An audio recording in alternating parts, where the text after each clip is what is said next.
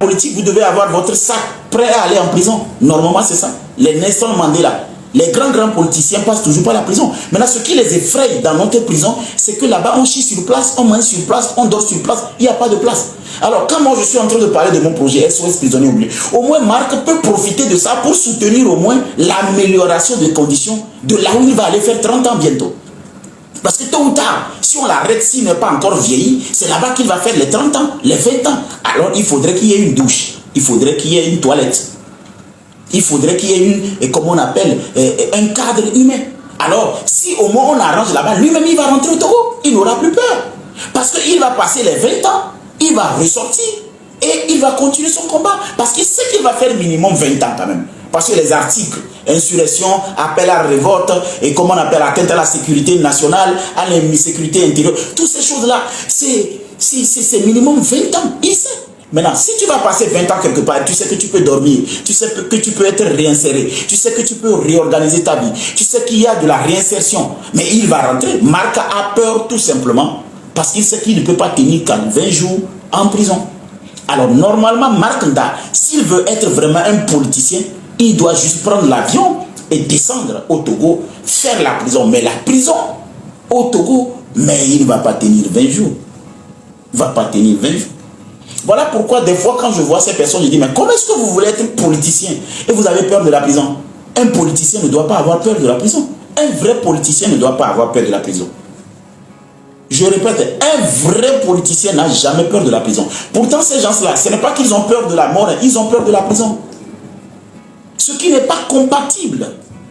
Le vrai politicien a toujours son sac préparé pour atterrir à tout moment en prison. Mais eux, ils ne rentrent pas dans ce pays parce qu'ils ont peur de la prison. C'est tout. Sinon, en qualité de quoi le monsieur a peur, selon vous?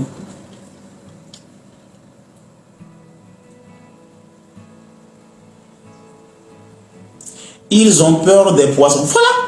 S'ils ont peur des poisons, d'où la nécessité de mettre un système indépendant qui gère la prison. Et c'est ce que j'ai amené comme projet. La prison doit être gérée par un privé et non par l'État. L'État va se charger juste d'ouvrir et de fermer. C'est mon projet. Ce projet a besoin de quoi? Des investisseurs.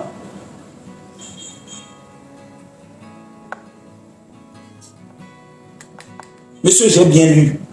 Tu as dit poison. Estime-toi heureux que j'ai lu même ton commentaire.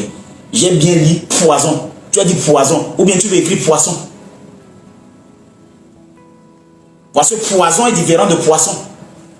Qu'est-ce que tu veux me dire? Poison, c'est différent de poisson. Poison, ça veut dire que c'est ce qu'on utilise pour tuer les gens. À moins que tes oreilles ne travaillent pas bien. Je dis poison, tu me dis poisson ou prison. Je ne comprends pas. Tu as dit poison. Poison, ça veut dire que quoi? Quelque chose qui peut empoisonner et ôter la vie de quelqu'un. Si la prison est gérée par un privé, qui va empoisonner qui?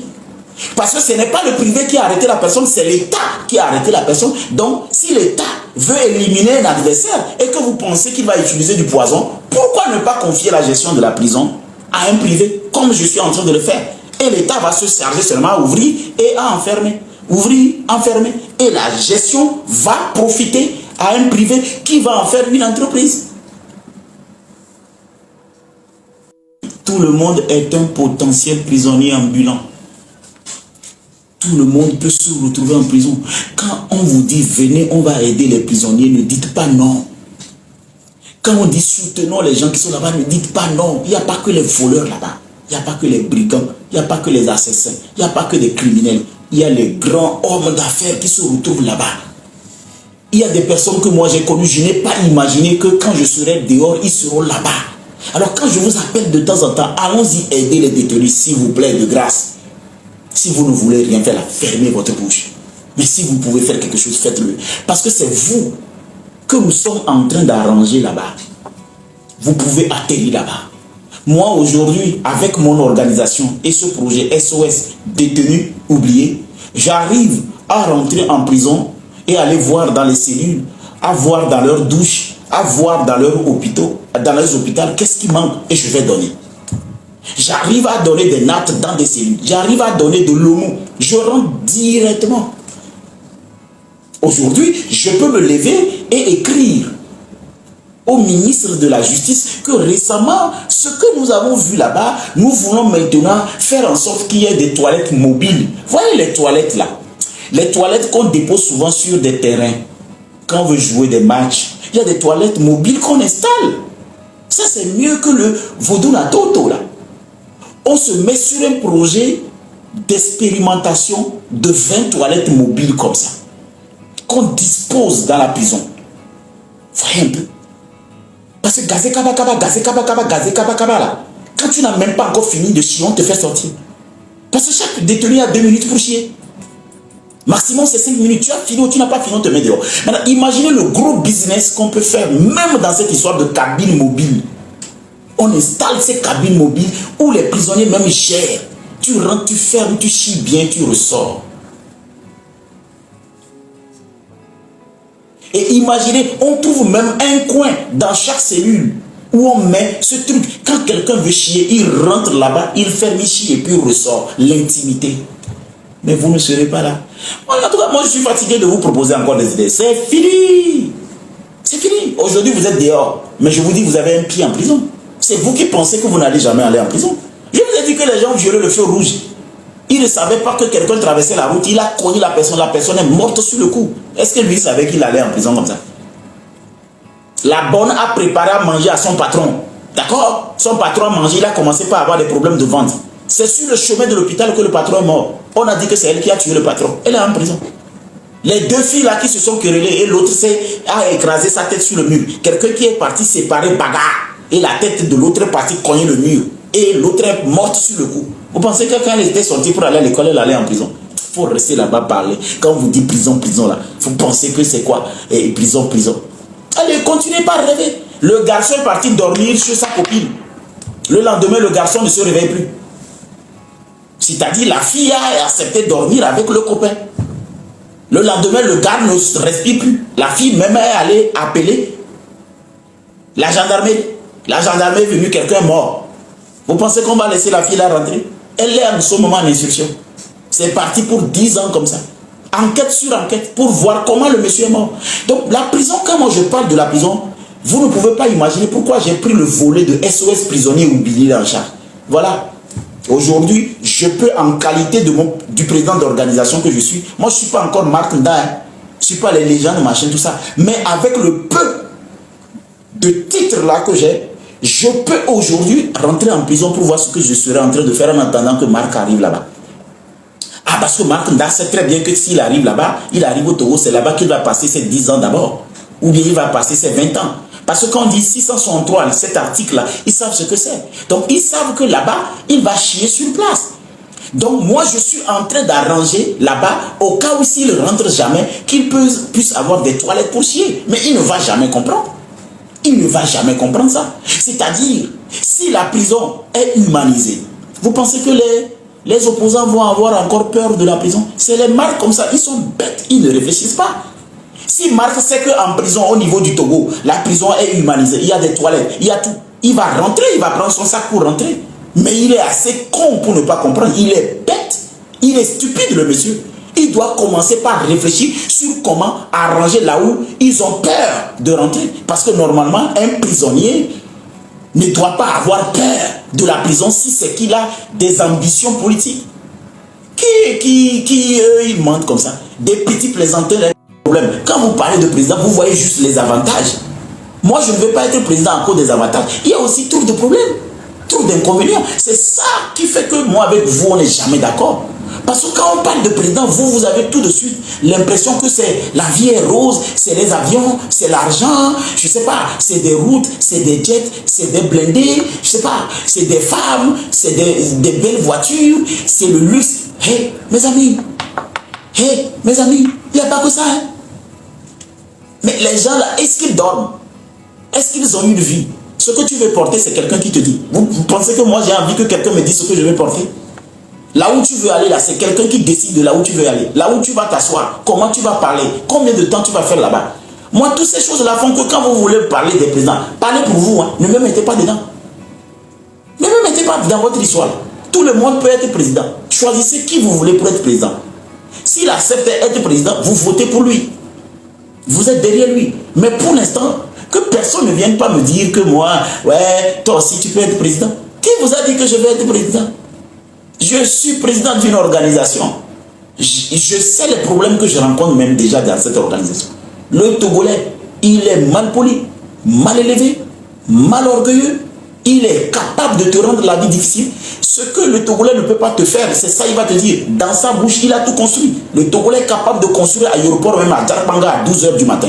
Il est capable de te dire qu'il y a une plage au niveau de Mangoua quelque part. Dans sa bouche, je gère des Togolais dans ma petite organisation. Maintenant, on dit, prenez tout le monde. Hein. Il faut prendre tout le monde.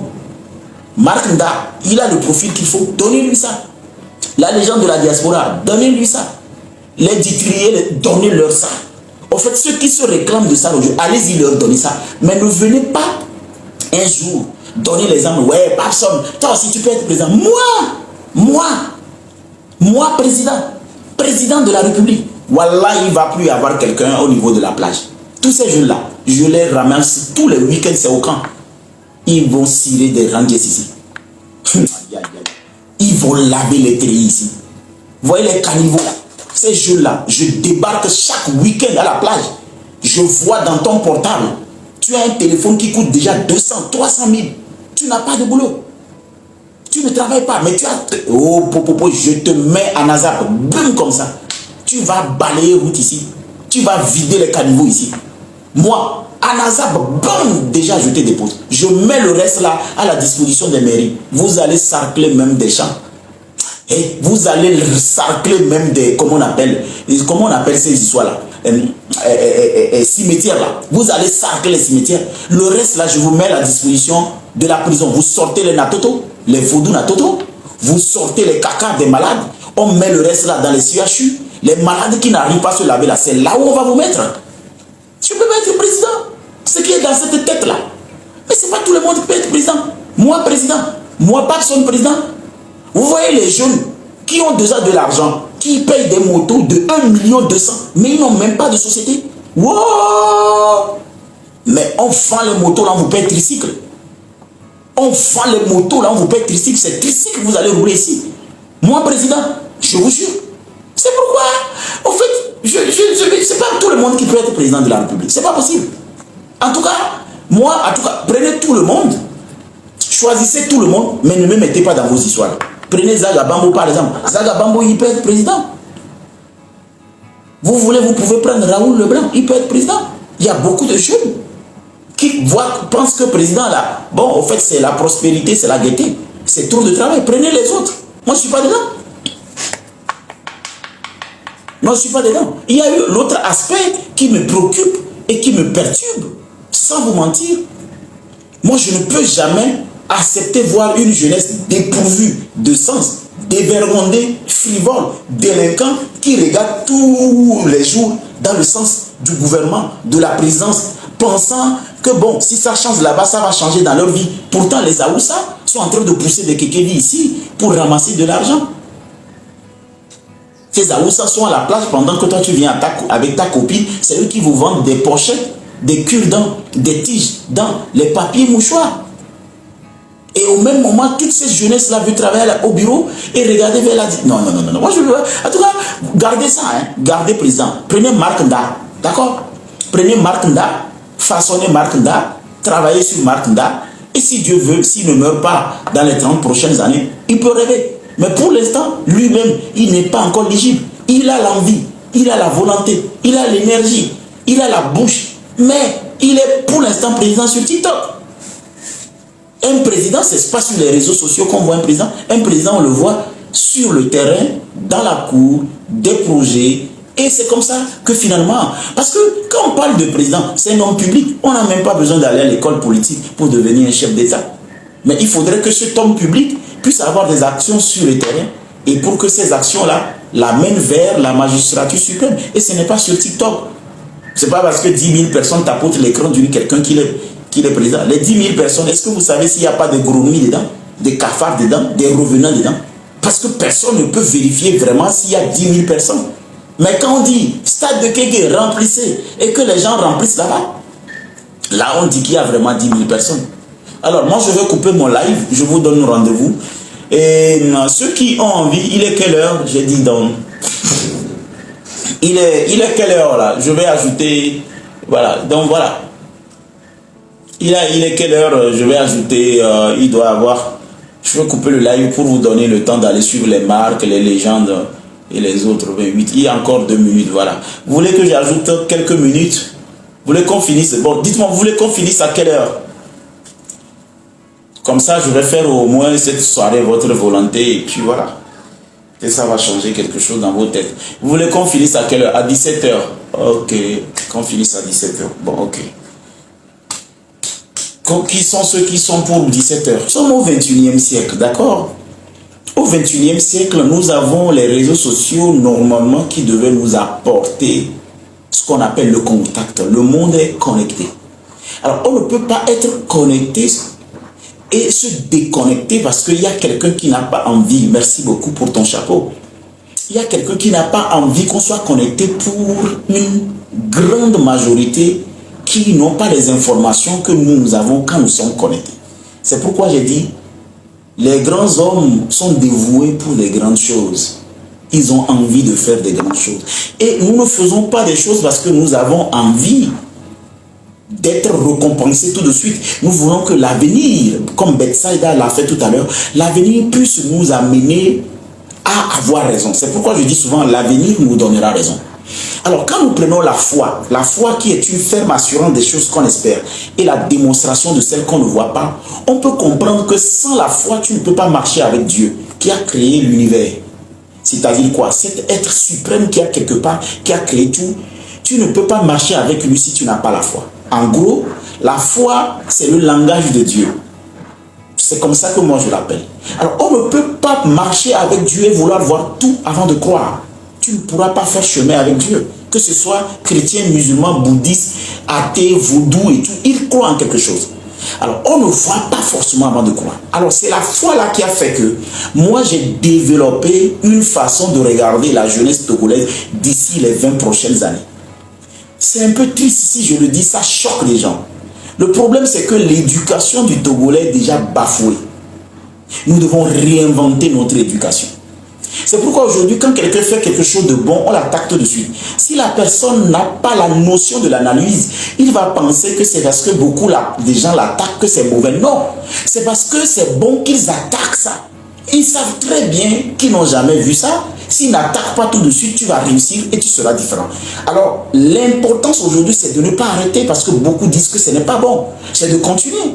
Parce que le contraire, c'est que quand les gens disent c'est bon, c'est que tu vas te prendre une mue. C'est-à-dire, tu vas te prendre des pavés dans le visage. Mais qu'est-ce qui se passe aujourd'hui? C'est là où il y a le faux qui sont beaucoup. Parce que les gens aiment qu'on leur dise ce qu'ils ont envie d'entendre. Les gens aiment qu'on leur dise ce qu'ils veulent entendre. L'hypocrisie aujourd'hui de certains Togolais, c'est que vous allez les voir sur des plateformes faire des gros discours comme ça, pensant comme si ils aiment le Togolais. Non, ils font des discours pour que vous sachiez qu'ils sont allés à l'école. Ils font de ces gros discours pour que vous sentez que, bon, au fait, eux aussi savent dire quelque chose. En fin de compte, c'est des personnes, normalement, s'ils font ces discours pour construire quelque chose, ils seront ici en train de construire avec nous. C'est comme si tu dis que tu aimes le développement et quelqu'un a commencé ce développement avant toi. Viens innover avec lui, viens construire avec lui, viens te mettre ensemble avec lui. À moins que toi aussi tu veux qu'on te voit comme un leader. Qu'est-ce que ça apporte à un leader si toi tu ne gagnes rien? Pourtant, un leader doit gagner dans le sens de gain de sympathie. J'aime ce que je fais et les gens l'aiment. Parce que ça apporte quelque chose à quelqu'un. Le Parlement, aujourd'hui, s'est atomisé. Les anciens invités sont devenus aujourd'hui des propriétaires des plateformes. C'est comme si tu as ouvert un salon de coiffure. Toutes tes clientes sont devenues des concurrents. C'est absurde. C'est ce qui fait que le Togo n'avance pas. Tes clients doivent innover. Les clients de ton salon ne doivent pas aller ouvrir salon. C'est ce qui fait que même Gozem ne marche plus au Togo. Tous les clients de Gozem aujourd'hui font Gozem. Moi, je l'ai analysé. Normalement, ces clients de Gozem ne doivent pas faire Gozem. Ils doivent réfléchir sur ce qui manque à Gozem pour apporter quelque chose à Gozem. Mais c'est les anciens clients de Gozem qui font Gozem aujourd'hui. C'est ça qui fait que quand vous criez changement, changement, vous n'aurez rien. Il n'y a que personne qui est capable de vous dire la vérité. Vous n'aurez absolument rien. Le changement là, c'est dans votre petite maison, dans votre petite tête, c'est dans votre corps. Le changement s'opère chez vous d'abord. Vous n'êtes pas gentil. Vous n'êtes pas honnête. Ce changement ne peut pas aboutir si dans vos têtes, vous voyez carré à la place de triangle. Ce changement ne peut aboutir quand vous voyez rectangle à la place de cercle. Il faut que vous compreniez qu'un client qui devient un concurrent demain, c'est le business qui est foutu. Mais un client qui devient un concurrent, vous voyez, un concurrent n'a rien à voir avec un concurrent. Un concurrent va foutre le bordel parce qu'il est déjà venu voir. Mais un concurrent, vous allez voir qu'il concourt au bien de ta société et vous allez être forcément partenaire. Regardez ce qui se passe dans la jeunesse togolaise. Là où on insulte les gens, ils sont beaucoup. Là où on se critique, ils sont beaucoup. Il est quelle heure? Je vais couper le live à 16h30. Il est quelle heure, s'il vous plaît? À 16h30, je dois quitter parce que je n'ai pas envie de donner l'impression à quelqu'un qui doit... J'ai un rôle à jouer et je suis obligé de faire un truc. Je me suis imposé un rythme. Ok, 19, d'accord. 16h19, d'accord. J'ai encore quelques minutes. Donc, vous voyez un peu le problème que nous rencontrons. Si tout à l'heure, on me pose devant Marc Nda, on me demande pourquoi il ne va pas aboutir, je serai capable de lui dire pourquoi il ne va jamais aboutir à son truc. Si on me dit pourquoi les opposants ont échoué, je vais leur dire pourquoi ils ont échoué.